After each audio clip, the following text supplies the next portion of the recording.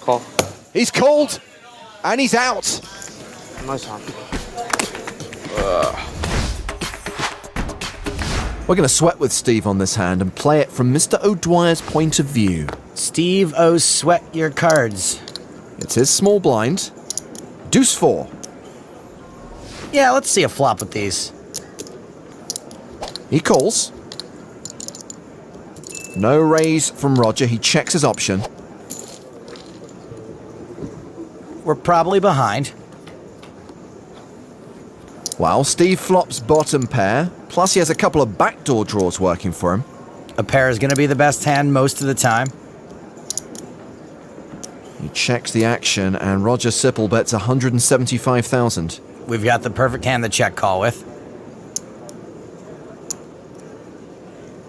O'Dwyer does call.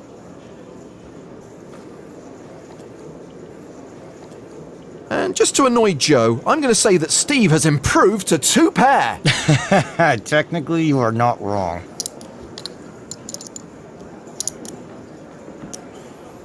And we are hoping Roger checks behind, but it doesn't look like he's gonna. Yeah, looks like another bet's coming. But the way he's looking so concerned makes me think he could have a monster here. 550,000. Steve's probably gonna call again. There is a pretty small range of hands Roger could have that are value hands.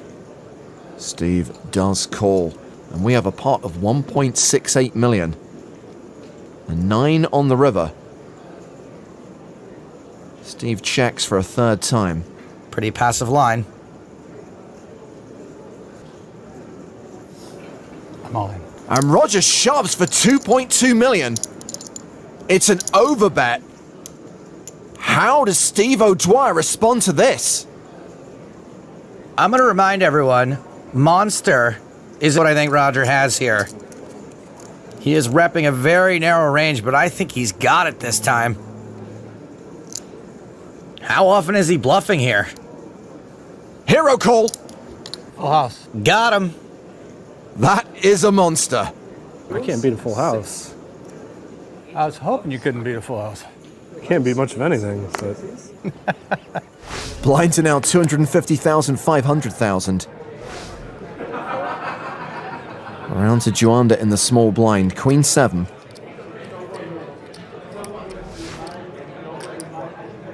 He completes.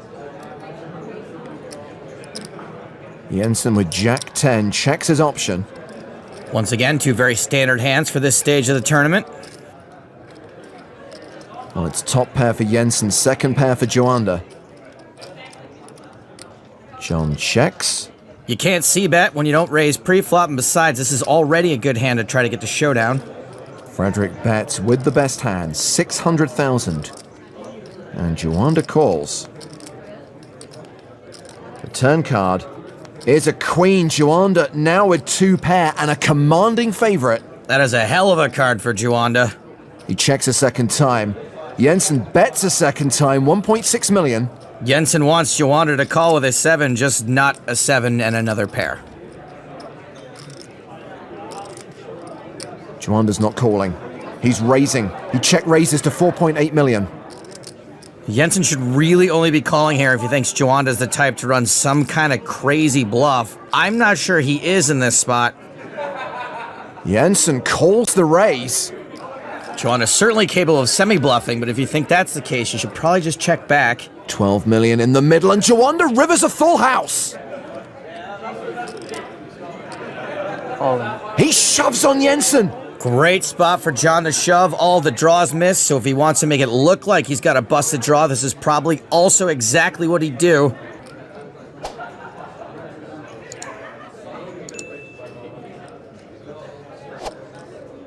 Jensen calls, and he's out. It was a hero call, and sometimes the hero dies at the end. Good game.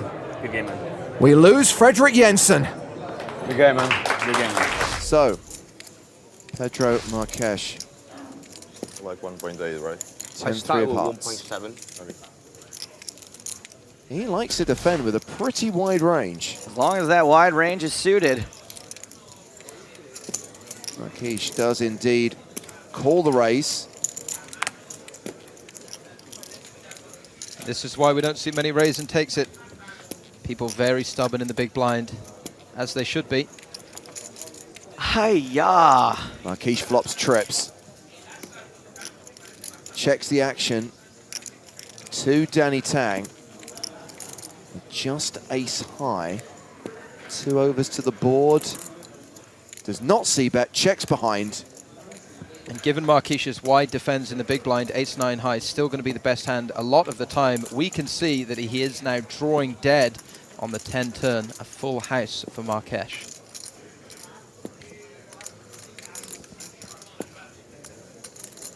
How do you not even look a little bit happy when this happens?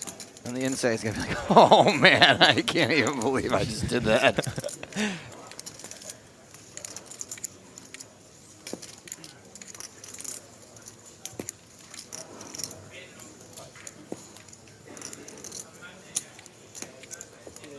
Marquise takes over the betting lead. Into a pot, 450,000. He bets 375,000. It's a huge sizing. It is a spot he's going to want to be betting a lot of the time. Danny Tang checking back 3-3 deuce. There are going to be a lot of ace highs, king highs that Marquise will look to fold out if he has a hand like 4-5 or 4-6. It looks like Danny Tang's going nowhere. Well, I hope for his sake that he completely bricks the river.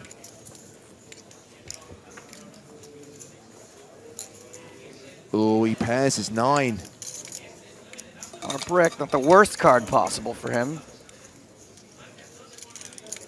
We've seen Marquise be so aggressive and calling so many big blinds that he is going to have so many hands that just haven't made a pair. And if he chooses to fire them all, Tang's in a rough spot. His sizing was actually pretty strong, Spraggy, because 1.2 million in the middle. Tang, the effective stack with just shy of 1.2 million. He's setting this up for a river shove perfectly. Agreed. Seems like a very deliberate choice on the turn. He's asking for more time. Plays the time bank card.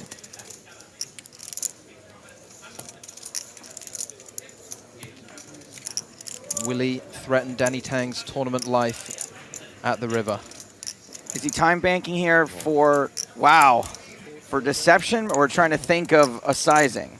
I think given his sizing on the turn, his sizing on the river is always going to be that He's already decided it. Yeah. Deception for sure.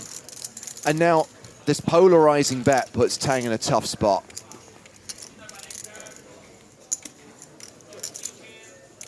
All into call. I mean, even if you think he puts in all his time bank cards. Oh, man. The dealer will only take the ones he uses. It's a smart thing to do, though. Just in case he doesn't put one in, his hand gets declared dead or something like that.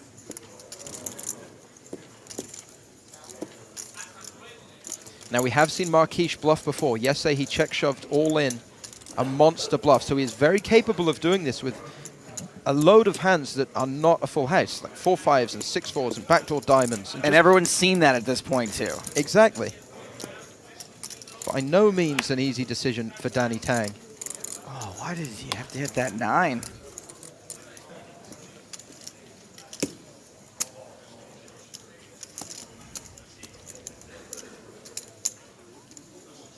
He's articulating his pain perfectly through his facial expressions.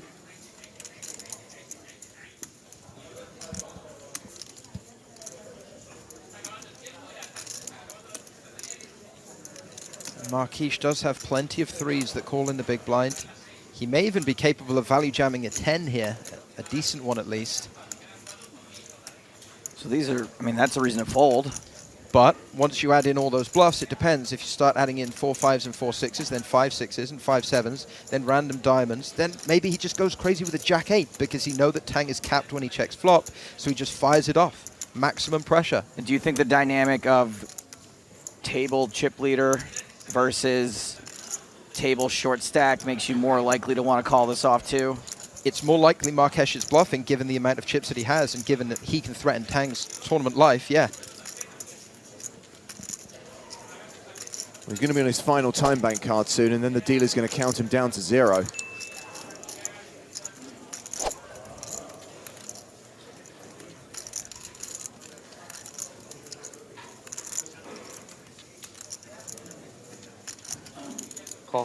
He's called, and he's out. Nice hand. GG, guys. Makes the hero call, discovers he's up against a full house, and Danny Tang is eliminated in 13th place, cashing for 88,250 euros. A big blind special in 2018.